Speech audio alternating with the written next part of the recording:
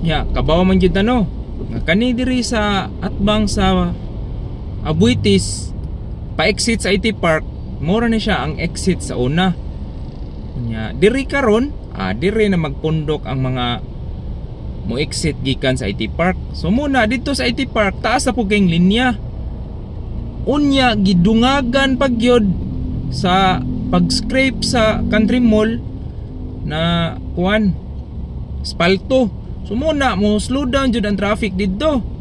Samot kahinay ay. Makaingon lagi ka sa Cebu karon nga grabihas traffic Cebu ay.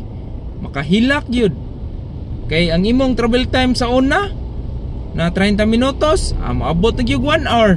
Dako na kay kausaban ang Cebu. Kas pag gasolina, kas pag yung oras. Muna'y resulta ng tax na to. Dapat ma-improve yun. Why corruption sunod?